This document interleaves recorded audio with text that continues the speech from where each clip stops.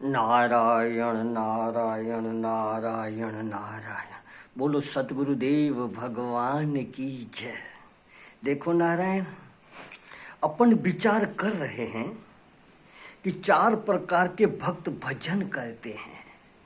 आर्त अर्थार्थी, जिज्ञासु और ज्ञानी। आर्त दुख निवारण के लिए है। अर्थार्थी अपना जो धन में कुछ मुसीबत में पड़े हैं, अर्थ धन प्राप्ति के लिए है। और जिज्ञासु परमात्मा को ढूंढ रहा है, परमात्मा प्राप्त क्या है उसके लिए। और ज्ञानी आय हाय, उनका स्वाभाविक भजन करने का होता है।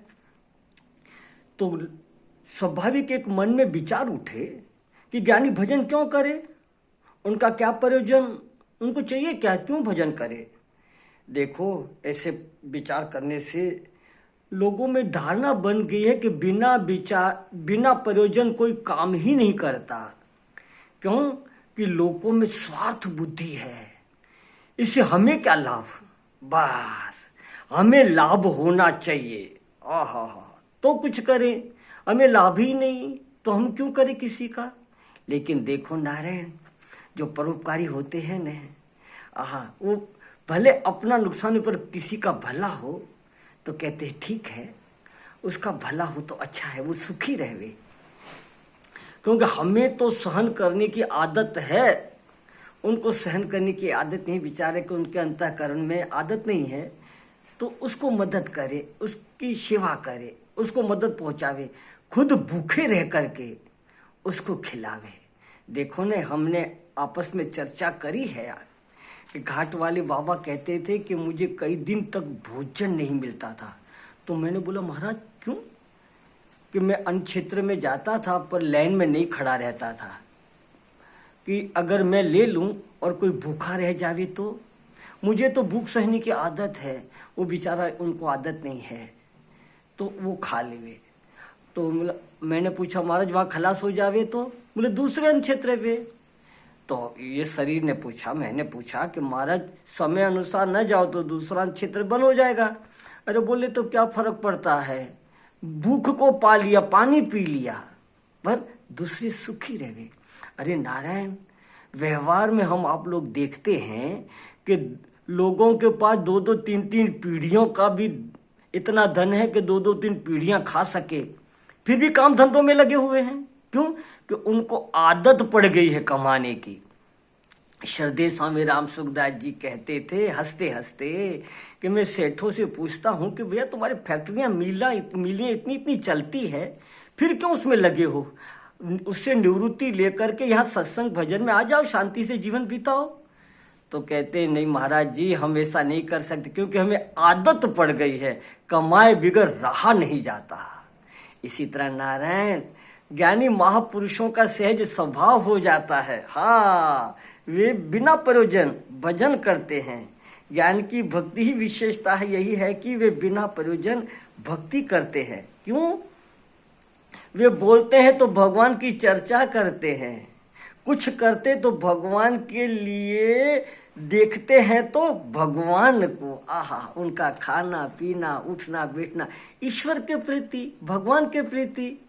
घाट वाले बाबा भोजन कर रहे थे तो नारायण, मैंने कहा महाराज जी वासना कामना क्या, तो कह के देख ये मैं खा रहा हूं न, तो अंदर कामना रहे कि ये मिलता रहे ऐसा ऐसा भोजन, ये कामना है। और फिर वो कामना अगर पूर्ण तो वासना बन जाती है, किसी तरह भी मिले मिले मिले। देखो नारायण, कई बात मैं गुरुओं को बिस्तरे बिछा रहा था, एक कुत्ता भौंक रहा था, तो हमें कहा देखिए कुत्ता क्यों भौंक रहा है। बोले, मैं बोला महाराज जी मालूम नहीं महाराज। तो बोले मैं ऐसा हूं, मैं ऐसा हूं, मैं यूं कर लूंगा, मैं यूं कर लूंगा, मेरे जैसा कौन है। इसी तरह संसार के लोग, बस मैंने ये कर लिया, मैं यूं कर लूंगा, आज मैंने इसको नीचे दिखा दिया, उसको भी नीचे दिखा दूंगा, इसी तरह भौंकते रहते हैं। देखो नारायण, ऐसे कई बातें हैं नारायण, क्या बताएं। खाते पीते उठते बैठते उस परमात्मा की चर्चा में लगे हैं। तो चार प्रकार के लोग भजते हैं। आर्त अर्थार्थी निवृत्ति, आर्त दुख की निवृत्ति के लिए, जिज्ञासु चित्त की शुद्धि के लिए, और अर्थार्थी धन प्राप्ति की सिद्धि के लिए, और ज्ञानी सहज ही भाव से बिना किसी प्रयोजन से भगवान का भजन करते हैं। ये चारों पुण्यशाली है, पुण्यशाली। यदि पूर्व जन्म के पुण्यात्मा न होते तो भजन में उनकी प्रवृत्ति ही नहीं होती, रुचि नहीं होती। उड़िया बाबा अपने ग्रंथों में लिख रहे हैं कि जिनको संसार से धक्का लगा, अपनों से जिनसे परोपकार अच्छे कार्य किए, उनको पढ़ा लिखा सब रीति से मदद किया, ऐसे लोग अगर कभी धोखा देवे तो मन में चोट लगती है कि यार जैसे सिंधी में कहते हैं कि जिनले लाए रत रोड्या, वो कंधी की न था जिसके लिए हमने खून का पसीना बना दिया, वो हमारे कंधी माना सहारे भी नहीं हुए और उल्टा विरोध कर रहे हैं। तो उनका अगर ऐसे में अगर वो व्यक्ति का शरीर छूट जाता है तो दूसरे जन्म में वो संसार के चक्कर में पड़ता ही नहीं है। और जो भजन करते करते प्रमाद किया, अर्थात भजन में आलस किया, सत्संग में आलस किया और शरीर छूट गया, अगर दूसरे जन्म में वो सज्जनों सत्संग में लग जाए, साधना में लग जाएगा, क्योंकि ये देवी संपत्ति है, ये नष्ट नहीं होती है। इसी तरह देखो ना, ऐसे कई दृष्टांत है, कई घटना है। तो पूर्व जन्म के पुण्य से देखो नारायण, आर्त वैराग प्रधान लोग जिन्हें संसार में सर्वत्र दुख का अनुभव होकर यहाँ से वैराग होता है, वे भजन करते हैं। यह वैराग पुण्य का फल है, पुण्य का, ऐसा वैराग पुण्य का फल है।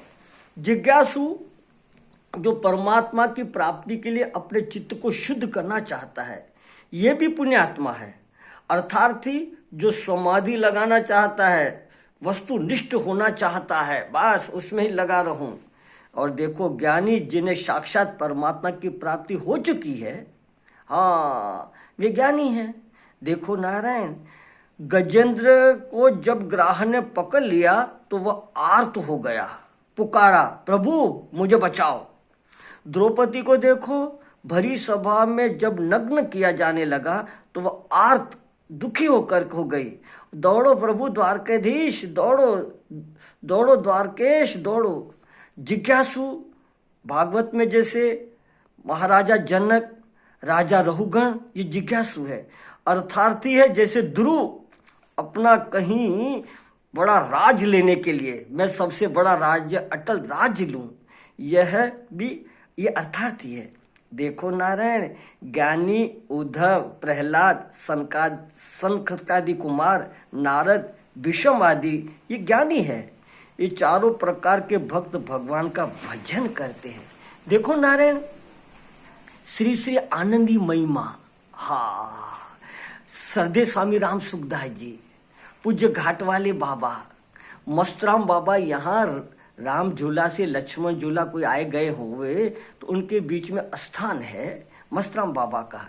और हमारे पूज्य बापू लीलाशाह जी भी, ये भी आदि, बाहर का कुछ वांडोंबर नहीं, और नारायण एकांत सेवन भजन और सत्संग में लगे रहते थे। उनको क्या ईश्वर से मतलब है? लेकिन नहीं, वह लगे रहते क्योंकि उनका सहज स्वभाव हो गया है, क्योंकि उनको देख देख करके छोटे भी सुधरते हैं कि देखो ये बड़े करते हैं, ऐसे छोटे भी करते हैं। तो नारायण चित्र नहीं पूजे जाते, उनके चरित्र ही पूजे जाते हैं। उन लोगों का नाम लेकर के अपना हृदय शुद्ध होता है। देखो नारायण, नानक जी, कबीर जी आदि अपने भजन में उनको परमात्मा से कुछ नहीं चाहिए, फिर भी उनका स्वभाव हो जाता है परमात्मा का भजन करना। तो नारायण, वृंदावन में आपसे चर्चा हो चुकी है कि कोकिल स्वामी हो चुके हैं। नारायण।